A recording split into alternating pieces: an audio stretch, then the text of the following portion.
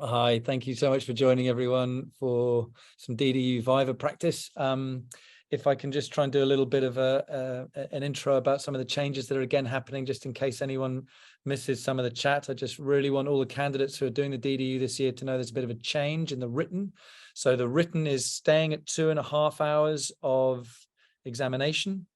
And you're, instead of having the 10 questions, they're going to change that round. So there's only going to be 9 written questions now. There's going to be no 10-minute intro. So you just time starts, start writing your questions.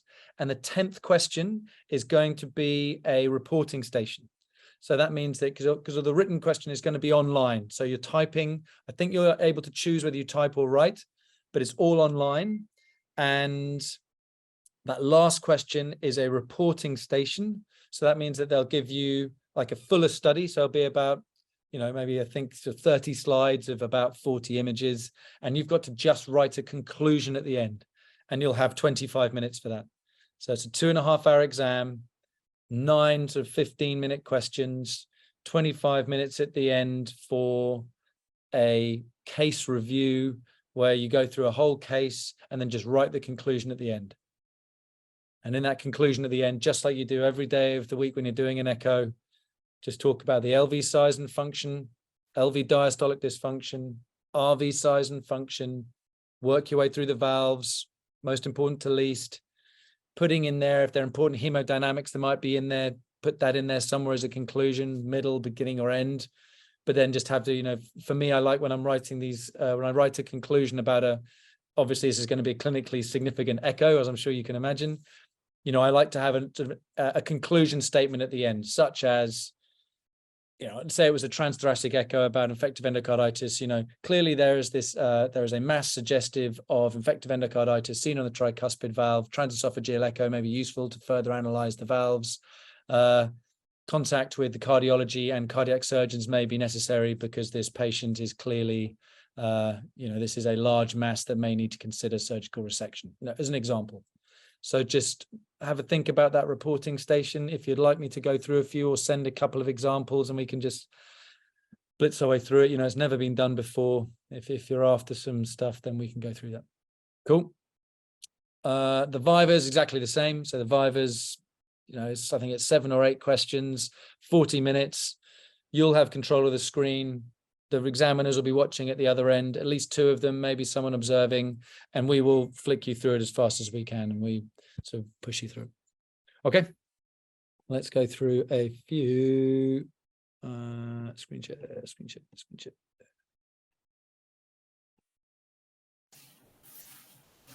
For that one.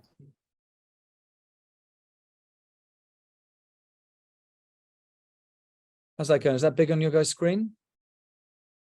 Oops. Yeah. Cool.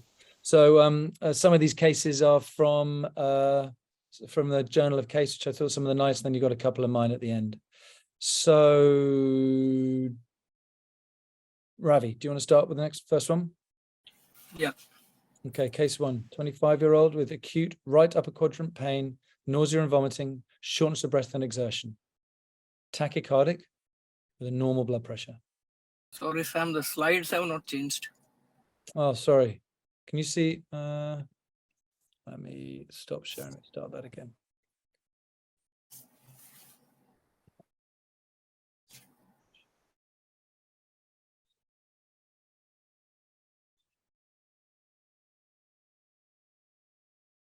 How's that? Yeah. Cool. So that's the first slide. So discuss your findings.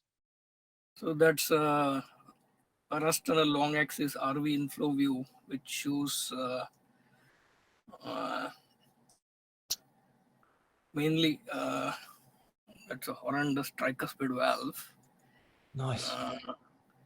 So dilated right ventricle, dilated right atrium, and I think there is a echodense material attached to the tricuspid valve, which is freely mobile and most likely a vegetation on the tricuspid valve. Very and nice. I can see a bit of pericardial effusion as well. Very nice. So again, with the chat, and I know you're sitting in a car park going through it on your Tesla beautiful screen in front of you. But when we're going through, let's just keep the ers and the ums to a minimum.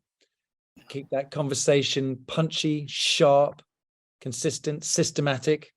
So yeah, as you were saying, it's an RV inflow view, normal, dilated RV, hyperdynamic function, dilated RA. I love that term. Clearly this is a horrific valve, absolutely beautiful. And I pointed out the examiner will be very pleased to show you their pictures, and just make sure if you see something like that, I love that term, wow, that is horrific. But just keep that conversation, no ers, no ums, keep it just punchy and efficient. Yep. Beautiful. Okay, let's do some anatomy. What's that coming in the bottom there? Did you see my mouse? I don't know if you could see that. See, there are the two. Right. You're coming into the right atrium. You've got one structure entering there and one structuring into there. What are those? Coronary sinus and a pulmonary artery.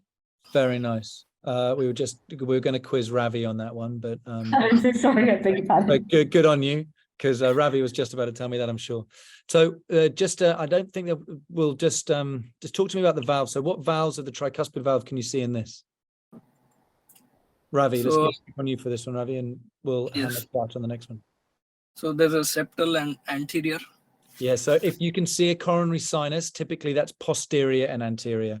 So that's just a little tip and trick. If you've got the coronary sinus in there, particularly in the RV inflow view, you got the posterior and anterior. But to be honest, I'd probably take septal and anterior in the exams. Nice. Differential diagnosis, please. So you called it infective endocarditis. So let's just flick back and just have a look at the stem of the question. Just be conservative, just like in your ICU exam, just be conservative in what you're saying. So I didn't give you any indication there of him being septic as such, as opposed to being sick from many other causes. So just keep it, if he's got an MSSA bacteremia, absolutely jump for it. It looks a lot like infective endocarditis, but just make sure you explain it first. So you were okay with it. It just wasn't perfect. So I think this is an irregular echogenic mass, heterogeneous with independent motion. I think that's really good. It looks like it's attached to the tricuspid valve, but I've only given you one view. It's flicking in and out of the right atrium. That could be a thrombus, obviously, right? It does not look like an anatomical variant. It does not look like an artifact. I think it's really important for the exam to just work through a bit of that, because obviously I want you to tell me what this is. I agree, it looks like an infective endocarditis, but just play the game a bit. And just with that examiner, just give them the things, does it look like a pacing wire? No. Does it, it doesn't look like a normal structure. It doesn't look like something stuck in. Doesn't look like an artifact. Blah, blah, blah, blah, blah. Give it the whole thing. Beautiful. Yeah. Okay, what about this one, Ravi? So that's a color Doppler over the tricuspid valve, and it shows very turbulent flow across the tricuspid valve. So it would be a severe tricuspid regurgitation. How are you going to determine, what other views do you need to determine the severity of the tricuspid valve regurgitation? So I could use this view. So basically 2D is showing, the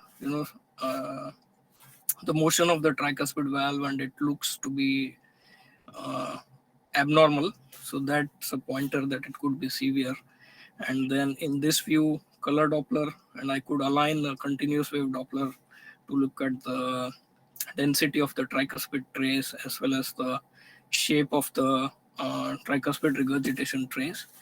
And then the other views could be parasternal short axis, focusing on the tricuspid valve again at the aortic valve level, and in apical 4-chamber view, RV focused view to look at again tricuspid valve and the color Doppler across the tricuspid valve and continuous wave across the tricuspid valve. Yeah, okay, man. I think that might not be a pass on that one in the exam. So, and I know you know this because we've been through this a million times. So again, let's just work a little bit and talk about how to try and get that complex valve analysis into a 45-second soundbite. And I think practice this, record it, and listen to yourself back to it, I think would be the key. So I'm gonna have a crack at trying to answer that question. So I asked you, What else do you need to assess the severity of that tricuspid regurg? So then be systematic. So I'd say first and foremost, it would be 2D imaging, looking for clear two-dimensional defects that I can see on a B mode image. I'm going to need to look at that in every view possible. But just from that one image that I can see, there looks to be a horrible defect which points towards a severe regurgitation. Second would be color Doppler, looking for irregular shaped, chaotic motion flows, but I'm going to understand that I've got a dilated right atrium, raised right atrial pressure most likely. The color Doppler may underestimate the severity of this lesion, given that it may be either eccentric or severe into a raised right atrial pressure. I'll use continuous wave Doppler, trying to align my jet on the basis of what the color Doppler has shown me, and I'll be looking for the density of the jet, and I'll be looking for a severe cutoff sign as long as I'm happy with the angulation of my continuous wave Doppler. Finally, I'm going to use my pulse wave Doppler looking at the hepatic vein for systolic flow reversal. Yeah. But most important, it's looking for off-axis imaging. I'm analyzing this from as many views as possible. If I'm at all worried, I'm going to move on to transesophageal echo. Mix all those signs in with the clinical signs and symptoms. Yep. Yeah. No R's, no arms, systematic, bang, bang, bang, bang, bang. You know, the kind of to the examiner, stop wasting my time. Let's move on to something that's tricky. Yep. Yep. All right. Ravi, finish this one off and I'll flick through things a little bit quicker. So this is parasternal short axis at the aortic valve level, and again confirms that affection of the tricuspid valve with a echo-dense heterogeneous material which is attached to the tricuspid leaflet, which is freely mobile. So what do you think? What do you think a structure is at the bottom left? So that could be a intravascular device, so like a central line or a vas cath. Yeah. Anything else?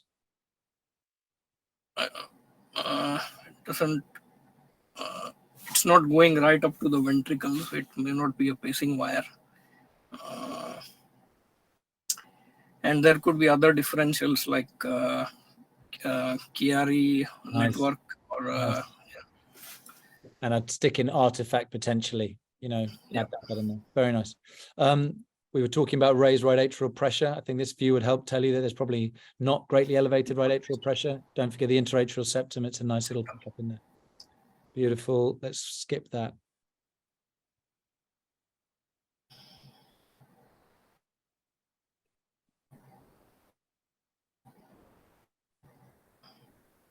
So that one is a transesophageal image, mid-esophageal long axis view, which is showing.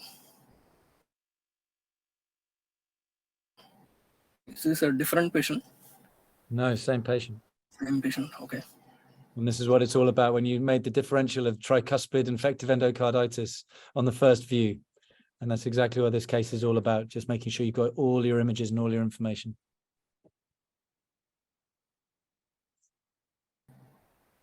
So I can see a color flow going.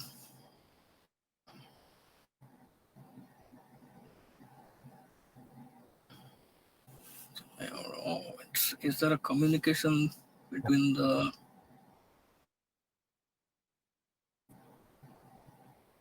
right ventricle and the aorta? So let's just start with the image on the left. So the image on the left you said was a 3-chamber view in the mid-esophageal area, right? We're about 120 degrees. What are the cusps that we are looking at of the aortic valve? So right coronary cusp, and it could be non-coronary or left coronary cusp. Very nice, very nice. Okay, so let's now talk about the color wave Doppler. Tell me what the color wave Doppler implies.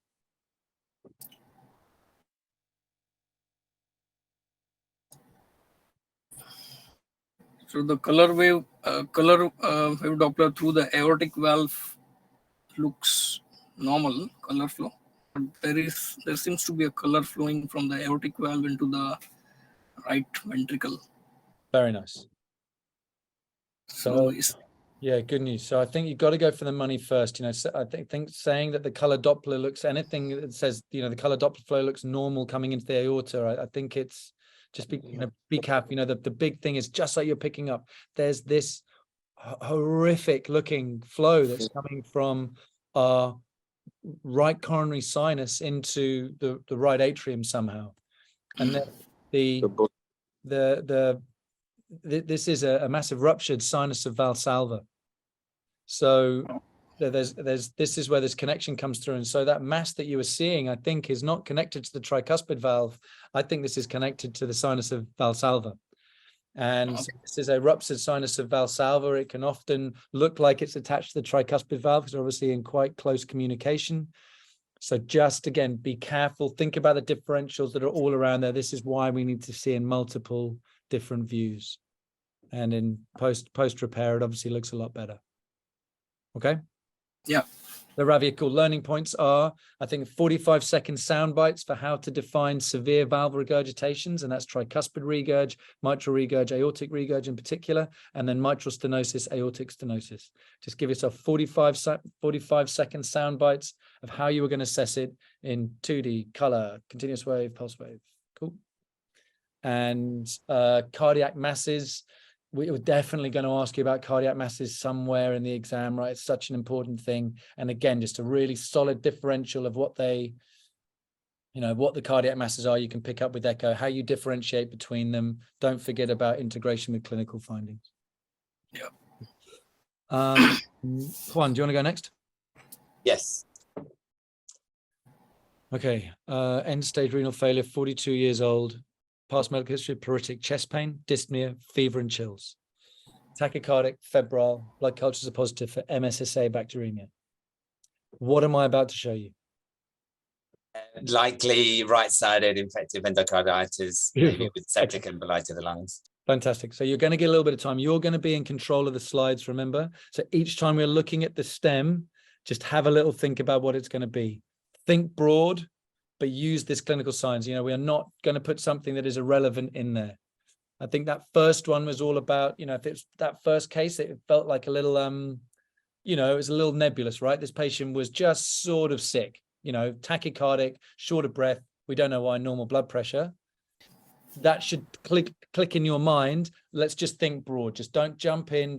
We're going to need to work our way through this. Let's look at all the views before we make a call. This one, I'm going to show you something that's going to be bloody awful. And if it's bloody awful, it's going to be on a valve. I'm going to ask you about severe valve problems. They're going to ask me that 45-minute sound bite. I've practiced this. I'm ready to go. Happy days. Be happy if they're showing infective endocarditis. Cool. Take me through your findings on this view. This is a parasternal long axis view.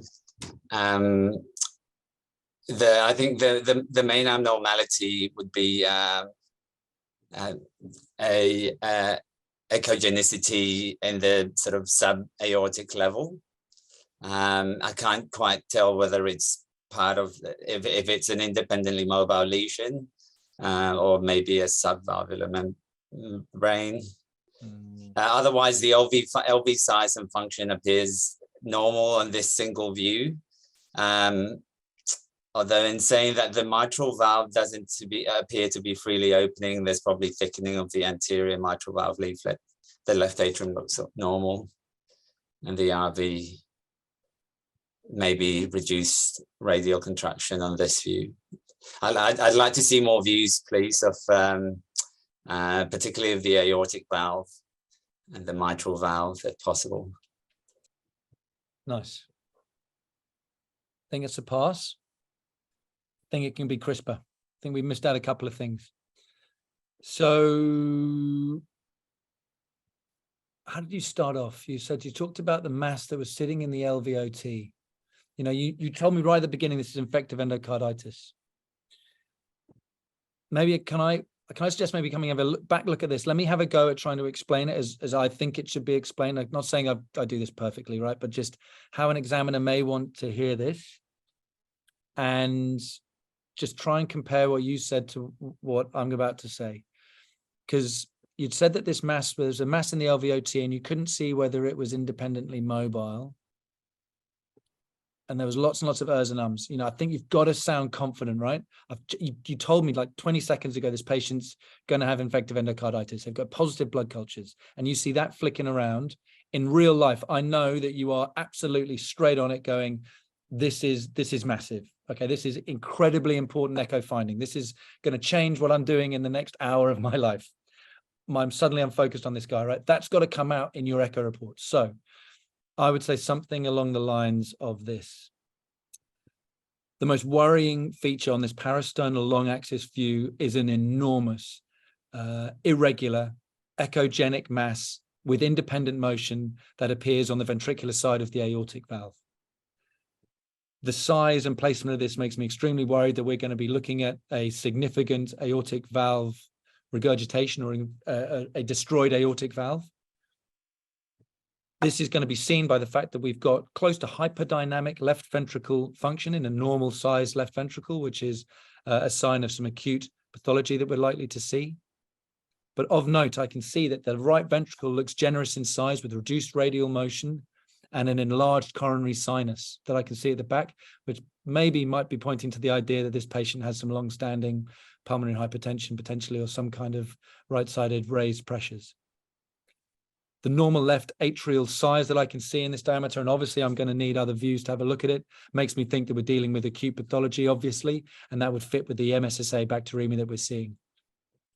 In conclusion, I can see that there's probably a physiological pericardial effusion that I can see there, and there's significant, there would be left lower zone atelectasis in the lung. Stop talking, move on. If they want to ask more questions, bring it in. So I think just try and compare the two of them, because I don't think anything you said was wrong. It just didn't sound confident, right? And at the end of this case, you know, if I'm telling you about a young patient who's got an MSSA bacteremia, you know I'm going to give you a thing. It's going to be horrific. You're going to have to talk to a cardiologist. You're going to have to talk to a cardiac surgeon or somewhere. This is going to be life-threatening pathology, right? And so that's got to come over in a way that also sounds conservative. Does that make sense? Definitely. Cool. All right, let's have a look at the next one.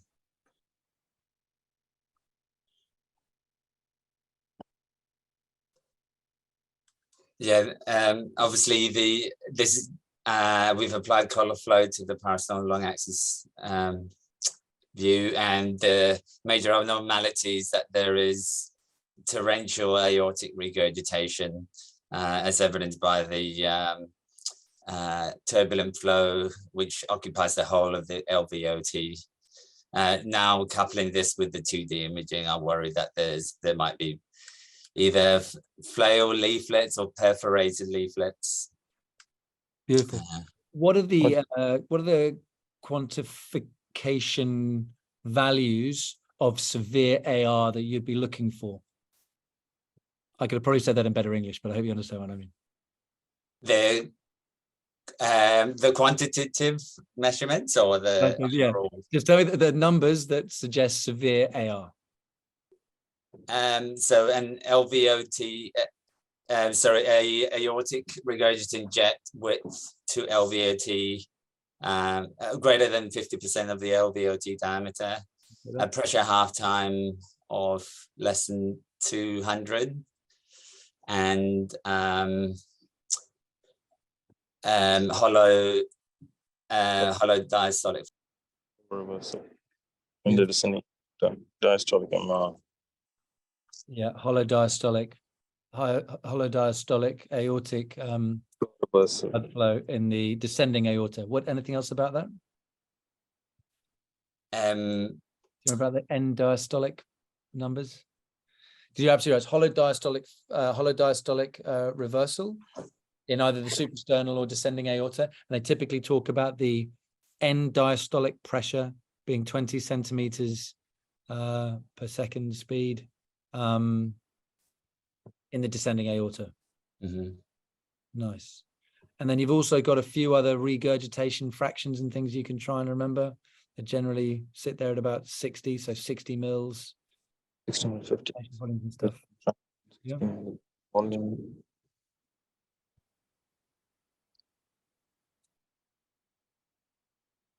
So what cusps are we looking at of the aortic valve? right and left, either left or non-coronary. Looks like left. Tell me your findings. Yeah, there's a independently mobile mass that appears to be attached to either to both, potentially both leaflets. It's difficult to tell from this single image. Yeah, it's hard to tell because of the translation of the image whether the leaflets are opening freely. It looks like, actually on one of the beats, it looks like it's opening freely, and it appears to be reasonable coaptation, at least on this image. The aortic root. Don't tell me anything's reasonable about this image. Don't keep it high level, terrifying. This is a terrifying image. There's nothing reasonable about it. Keep going. There's also spontaneous echo contrast, although which makes me suspect that there's either reduced flow or turbulent flow. I don't know about that. I think we've got an artifact. See how it goes right the way across? Artifact. Yeah. It's a significant artifact. You know, this guy's hyperdynamic. He's got blood going everywhere, man. That's not sec. Secs are in a standstill heart, right? This is not sec. That's an artifact. So again, have another go at this. Just tell me again. So tell me the findings of this image. The significant abnormality in this image and this loop is the independently mobile lesion attached to the aortic valve, which is very concerning for infective endocarditis. Obviously, differentials would include thrombus.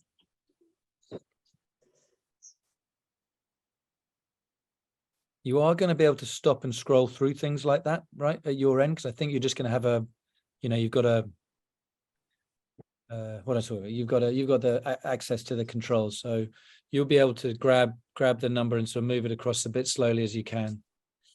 What I was hoping you might be able to start picking up with your eye is things like that. So you told me all the images you're going to see are going to kind of link together, and you did tell me that you thought we were going to be dealing with some kind of valve destruction. You said something about a flail or perforation, and what I think we're seeing here is MSSA, right? And MSSA just eats valves. So if we've moved on to toe, let me ask you this question. What are the potential complications that we could see from an MSSA infective endocarditis of an aortic valve? Give me your complications that can occur from most scary down.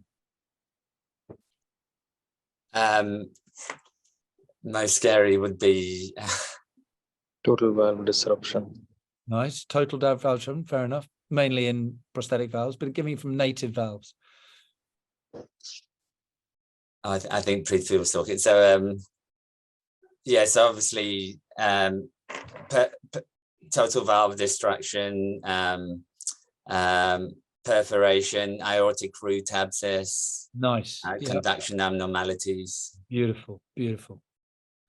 Yeah. So I would say the big thing would be, if I'm showing you this view, you've got to be talking to me about looking at the valve destructions, abscesses, and the severity that you think you're looking at in terms of regurgitation.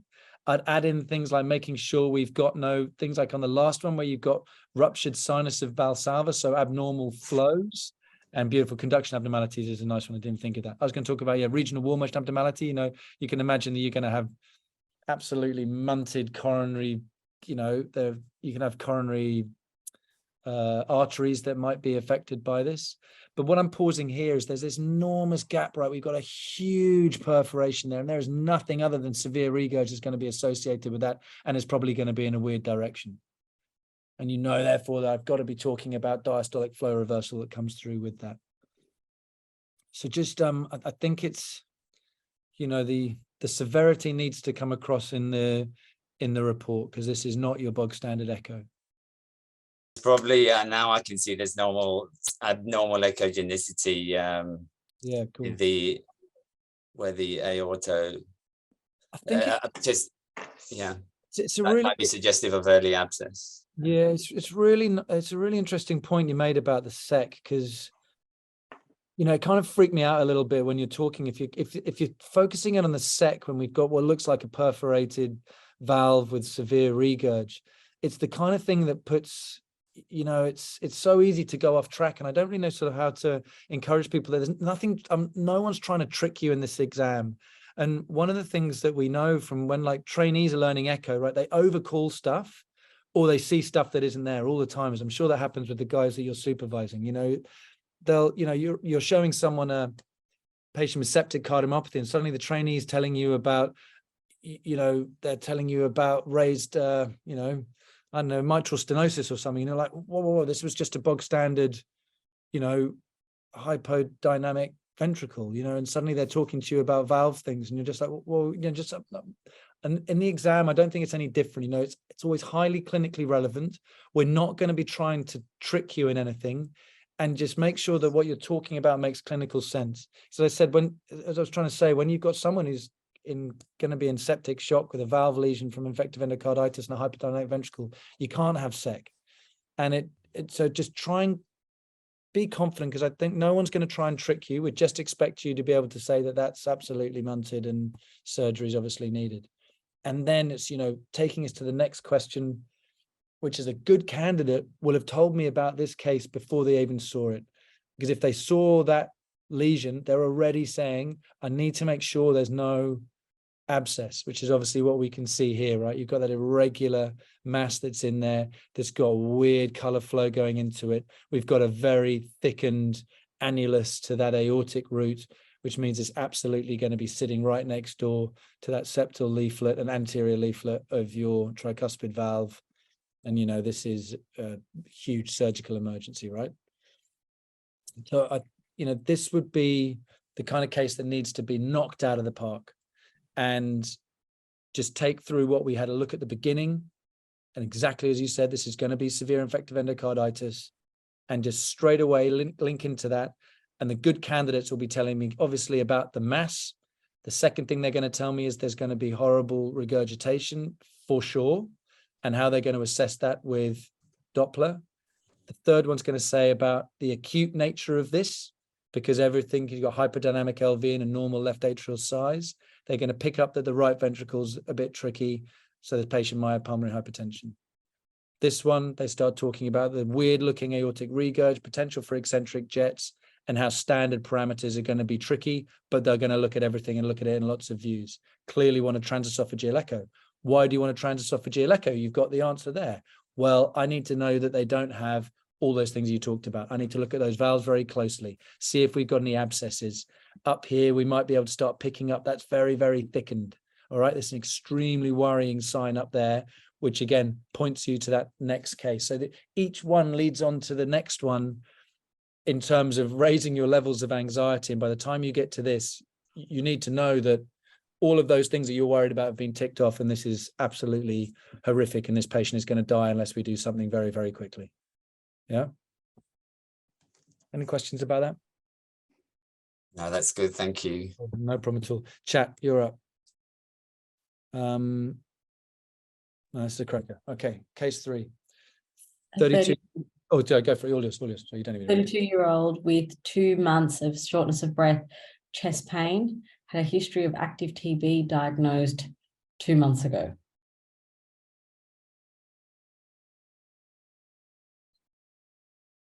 So, before I go any further, what am I going to show you with that? What do you think? A history of active TB is unusual in our standard population. So my only thought really is that there's going to be some kind of rheumatic valve disease. I can't think of any. Okay, let me do it another way. What am I going to show you with this? Before you look at anything else, I'm actually just going to pause the whole thing. What is it going to be? What's the diagnosis? Pleuritic chest pain and a recent diagnosis of TB. I'd worry about. Did you do ASE exams? I've forgotten. Have I done that? Yeah, did you do them? I can't remember. No. Done it? They're always going to chuck this in. Maybe I'm being unfair because it's just maybe it's an ASE exam thing. So the things I worry about are empyemas and pericardial collections and pericardial empyemas. And from an echo point of view, if I give you anything that says 10 beats on it and it's got respiratory variation, yeah. So what is it going to be with echo? Why would I ever show you respiratory variation? It's going to be constrictive pericarditis. Beautiful. So straight away, I think the good candidates just use all of that information to flick and say, well, this is, TB, 10 beats, a respiratory flow monitor. Okay, it's going to be, in fact, it's going to be constrictive pericarditis. And that means that what are the echo features that we need to look at? So you want to see evidence of septal bounce and annulus inversus is all I can think of right now on the mitral. So give me again. Annulus reversus. Annulus, sorry, they said inversus. Yeah, annulus reversus. Yeah, annulus reversus of the mitral annulus, and flow reversal in the hepatic veins. In which stage of the cardiac cycle? So the flow reversal is going to happen. It's going to happen in systole, not in diastole, or during inspiration. No, expiration. Diastole during expiration. Expiration. Yeah, I find it quite hard to have a look at, but you're upstairs. So I always remember the acronym RICE. So it's restrictive filling of the LV from, whatever restrictive filling, some amyloid or something. You can get diastolic inspiration, flow reversal in the hepatic veins during inspiration. And then with constriction, it's diastolic flow reversal during expiration. And it's all based on physiology about impaired filling, right? So it's not about tricuspid regurg and everything going backwards. It's about impaired filling of the heart. So that's obviously happening during diastole with the impaired filling, with the atria contracting into ventricles that can't fill because of the constriction. Nice one. All right. So bearing all that in mind, you think that through in about 20 seconds, you see this, and then you can start heading into the exam, heading into that question. So this is a parasternal long axis. There seems to be an echo-dense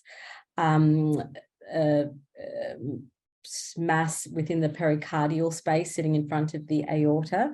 The pericardial sac also appears quite bright in nature. On this echo, there is desynchronous movement of the interventricular septum throughout the cardiac cycle. The left atrium is mildly dilated. The left ventricle actually looks small and potentially underfilled. And the right ventricle within the limitations of this view does not seem dilated. The aortic root looks okay, looks normal.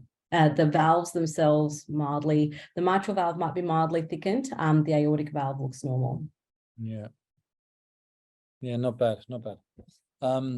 Again, get those ers and ums down. Let's just keep it punchy. Don't forget to talk about the lung. We've clearly got atelectatic lung back there. Yeah, clear finding is that pericardium looks extremely odd with heterogeneous echogenic material in there. Yeah. I think jumping straight for the respiratory stuff, talking about the phase of the cardiac cycle, it's happening during this part of the cardiac cycle. So that's during expiration. That's when the septum comes over, which is why you get the diastolic flow reversal during expiration in the hepatic veins. The RV is getting too full. Yeah. Again, you can start to get an idea that the motion of this mitral annulus is quite large compared to that one. Yeah, not bad. Yeah. All right. So this is an M mode through the parasternal long axis from the. Yeah, actually, don't worry about this. No scholars of things. Oh, thank God. I don't think you can tell me that. Why don't you talk to me about this? So this is my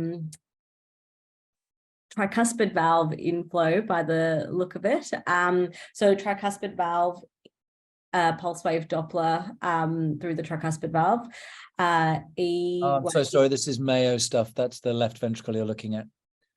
Oh, okay, great. That's much more reasonable for me. So this is mitral valve inflow, pulse wave Doppler, and you can see a variation in the E velocities based off of the respiratory cycle. So you're seeing this some version of pulsus paradoxus. The echo version. Respiratory flow variation. Yeah, fair enough. And then down at the bottom, you've got the medial annulus on the left and you've got the lateral annulus on the right. Tell me what that sign is again. So this is the annulus reversus. So usually the lateral annulus E wave should be around 13. And this is much less than the medial, which is sitting around the, I can't even read the numbers, sorry. So you've got the lateral here is 12 and then the medial is 17. Yeah, so the lateral is less. Yeah, I'll take that. Nice one. MRI. Prithvi, do you want to have a go at the last one? This is one of my cases. I don't know whether you've ever seen this. Yeah. Cool, man. All right. So 45-year-old man found collapsed in a hotel room. He's a known IVDU. He likes to use ice. He's got a past medical history of PTSD and polysubstance abuse. You are called to the emergency department for this gentleman who's been brought in. He's got a low GCS and he is hypotensive. On arrival, he is pulseless on examination. Okay. Yeah, I've got a parasternal long axis view. The main finding is a circumferential pericardial effusion, which is seems to be causing right ventricular collapse and a swinging heart. In this context of an ongoing CPR with pulseless, is likely the cause of the cardiac arrest could be the pericardial effusion with a pericardial tamponade. Can you tell me a little bit more about the appearance of the pericardial fluid? The pericardial fluid is quite echogenic. It is it's not clear. So that suggests a possibility of either blood or which would, and also another finding is dilated aortic root and ascending aorta. So there's a possibility of some sort of aortic dissection with an ongoing hemocele or hemorrhagic pericardial effusion causing tamponade, which could be the cause of the cardiac arrest. Excellent. Really nice putting that together, mate. That's exactly right. So these would be the other kind of questions that come through in the exam where you're expected to, that you've done it really well. The good candidate will start to report the exam, and as they start going through it, they start figuring out what the cause is, just like you've shown. And so that was beautiful. That's exactly what you'd want to see. Someone talks about the effusion. They talk about they're looking like it has blood in it, and then they're thinking, well, you got tamponade, they're pulseless. So they got tamponade. Why have they got tamponade? They've got blood in there. It has to have come from an aortic dissection or trauma. And this is, this clearly looks acute because it's small and the guy is pulseless. So it's all about trying to put those echo findings into the clinical, the echo findings into that clinical management. And you did that beautifully. Nicely done. What would you do? I don't think I'd probably ask you this in an exam, but what would you do next? The patient is pulseless and has a cardiac arrest. And a presumed aortic dissection. And a presumed aortic dissection. Yeah. Bleeding. Yeah, it's a difficult situation to be in, honestly. There is probably not enough time to rush the patient to theater. We need to get some sort of circulation going. So I think we will have to attempt some sort of pericardiocentesis in the emergency room to attain at least temporary stability, while at the same time we will be possibly calling in the cardiac surgeon as well and informing theaters, because some sort of temporary pericardiocentesis followed by rushing the patient to theater for emergency surgery would be the way to go for this patient. Beautiful. Yeah, it's exactly right. And that's it's precisely what we did. And obviously the risk of that is that you cause a very, very nice fistula going from the aortic root to the pericardial train. So this guy was amazing. I say when I came down there, put the pulse. He's got nothing. He's dead. He looks blue. He's on something ridiculous, like 70 mils an hour of double strength adrenaline, and people are giving him 1 mil aliquots. He's only like 40 or something, I think he was. And so grabbed a needle quickly, got this literally just this one view, and then stuck the needle in him with ultrasound guidance as best we could, trying to avoid the LV, obviously. And I must have taken out it would have been like 20 mils of blood, if that. and this guy woke up from the bed. It was like one of the, you know, remember that scene from what's that wonderful Quentin Tarantino movie, Pulp Fiction, you know, where they sort of stab that thing in her and the person just wakes up. And this guy did exactly that, you know, literally took off like 15 mils, and the guy went from being blue to breathing and sat up bolt upright in the bed. It was unbelievable. I'll never forget it. And just again shows that, you know, the curves that we always see about pericardial fusion. The not the volume, is the rapidity of accumulation, and the ratio of the pericardial pressure to the chamber pressure. It's all about temporal time, right? It's all about how quick fast it's come on. Yeah, excellent, good call. All right, so we drained it. Let's start talking about the course. So, okay, after we got him back, we tubed him, put the pericardial drain in. He didn't die. Happy days. He's not needing a lot of catecholamines at all after this, amazing enough. So when we drained out some of the effusion, I drained out 20 mils, put a 3-way tap on it, and I said, if he becomes pulseless again, pull off a bit of fluid, you know. Yep. Hopefully it doesn't clot. You know, what can you do in here? Phone a surgeon. And in the meantime, did a toe. So what does it show? What's been going on? So we've got a mid-esophageal aortic view with a color Doppler on the aortic valve. There is definitely an element of aortic regurgitation. And in the long axis view, I can see quite a dilated aorta and a proximal aortic root with possibly a thrombus. And it's not very visible to me here, but possibly a dissection flap with quite marked abnormality of the Where do you see dissection flap? It's difficult to see here, but I can't really see something. I'm not sure whether I can see a dissection flap. Yeah, I mean, and to be honest, this might be a little bit, this maybe sort of starts to fall into the category of trying to trick you a little bit, but this is that there's no dissection flap. And I don't know whether, I think you're on your phone, so I'll forgive you for doing it. Start with me with the aortic valve. Can you tell me a bit more about the aortic valve, please? Yeah, so the aortic valve anatomy isn't completely normal. It's probably a bicuspid aortic valve because I can see sort of a fusion ridge there. So just if I can, just be careful about your language, right? You know, you've got to be confident in this exam. And I'll say it's probably exactly like the SICM exam, right? If you've got someone in a hot case who's examined someone, you know, say a cardiac arrest who's, you know, day 4, not waking up, the unsure candidate who starts saying, oh, you know, I've examined them, they're GCS of 3, they've obviously, you know, they're not paralyzed, they've been off sedation for 2 days, you know, maybe or the GCS is maybe 6, I don't know, maybe we do this, maybe, you know, any lack of certainty when you're getting towards that stage of someone with a cardiac arrest that you can't say that we're going to need to move towards palliation really scares people, right? You've got to, you know, you need someone who's confident, who's seen and done enough of these things to say, this is really, really bad. And, you know, in the exam, they expect you to do the basics, do them extremely well. Same with this. And I don't want you to hear, you said to me, I think you said it's, this may be slightly abnormal. Oh, this is horrible. This is clearly, you've seen it. This is a bicuspid aortic valve, you know, with fusion between the right and left coronary cusps. It's barn door, right? And you've got to have seen these to know it. You know, look, when you open it, it looks like an oval shape. It doesn't look like a flower opening. It looks like an oval. And you can clearly see the commissures. I've given you a barn door picture. And you know that it's associated with aortopathies, which is what we can see here.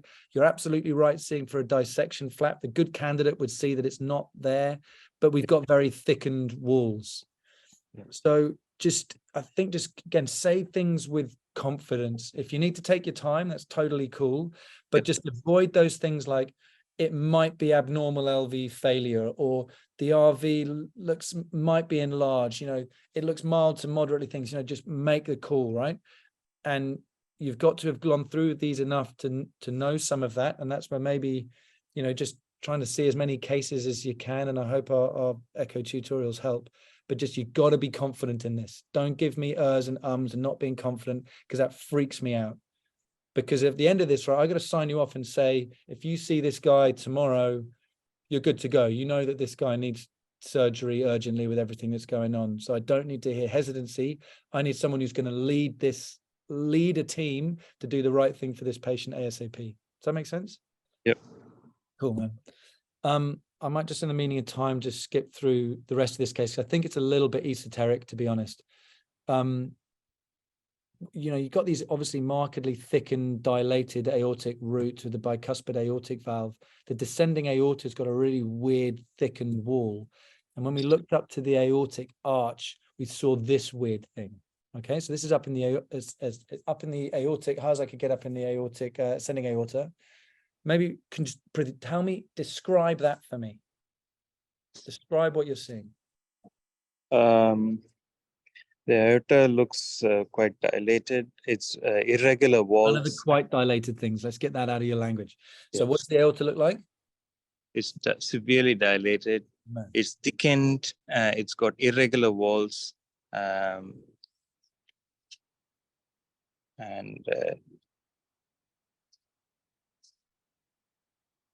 This is some sort of a severe inflammatory process of the aorta, such as an aortitis, possibly because of there is probably fluid in the between the intima and the adventitia of the aorta, suggesting some sort of a severe, aortitis, and possibly a thrombus in the wall. So also have a look. Yeah, I don't think anything you said's wrong, but just, again, just say what you see, right? You expect the aorta to be circular. And what we can see here is this wide defect sitting there. And it's probably, as you said, right next door to the sort of central part, or the intima maybe there, of the aorta. And this is a massive ulcer. Yeah. I don't think there's thrombus around here. I think you've absolutely picked up that that's enlarged, which may be the aortitis. You know, he likes to inject drugs. Absolutely could be infection, inflammation. And then you've got this enormous ulceration that's come through there. And that's got to be where the dissection flap is. Because you look along the outside, you know, this is very thin walled up here. I think this is the pulmonary artery that's up here rather than a dissection flap, but I wonder whether the dissection flap's in there somewhere. Yeah. This is a horrible ulceration. Aortic ulceration. And I think the differentials, aortitis, I had syphilis stuck in there. I think an atheromatous plaque that's then caused some kind of shearing event in a inflamed aorta. And it's all bloody awful. So they called this, what do they say? Aneurysm ascending aorta, posterior surface with associated rupture as described above. Right and left coronary arteries are patent. Hemopericardium, hemomediastinum.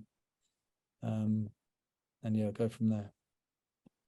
This guy, so then the next thing about what you need to do with this guy, just like you said, it's referral to cardiothoracics. And I think they obviously needed to consider replacing that aortic valve as well as the ascending root. So he had an emergency Bentall's procedure. And as I said, it was he did surprisingly well. You know, you can't kill these guys, right? And so he came back to us. We don't do cardiac surgery at our place, so we sent him off to Westmead. He came back 6 days later. He was off inotropes pretty quick, extubated and sent to the ward. But the good news is he did steal his nurse's wallet, which is charming, isn't it? After everything that was happened. That's it. Good job, guys. Drew, sorry, mate, we didn't do one for you. I hope that's okay. So I was focusing on the guys doing the DDU. I'll catch you next week, okay? Sounds good. So maybe just I guess something just from the cases going through, let's just work on that really clear, crisp communication. No no ums, clinical scenario into your echo findings. If it looks horrific, say it looks horrific, jump for that first, and just try and think ahead. You know, if it's infective endocarditis, think other valves might be involved, abscesses, we're obviously going to have severe valvular lesions potentially. And just go make sure you're looking for those things and then put it into maybe some of your conclusions that you're looking in there. I think Prithvi did a great job with just, those echo findings. If you've got something abnormal, why the hell have you got that abnormal? You picked up very nicely. You went to the aortic root and you noticed that was really dilated. That's, people will miss that. People have missed that. I've gone through that case many times, and people have missed that. So a really nice one of, one finding leading to the next, leading your brain to think I've got to go and look for the next thing. And I think, Ravi, that's maybe a good example with that one of that first view we had with that weird structure that was coming through, which I think was possibly just part of the wall of an aneurysm from the ruptured sinus of Valsalva. I mean, maybe that was just part of the wall. So just keep the differential broad if there's not something specific for you to hang your hat on. Yeah. Cool, guys. I'll see you next week. Best of luck. Thank you, Thanks. Sam. Thank you See you very next much. If you learnt something, hit like and subscribe to our channel for more videos uploaded weekly. For bite-sized versions, follow us on Twitter @Echogenicity and check out the tutorials. Or head over to our websites for the latest hands-on courses. Links in the channel banner. And thanks for watching.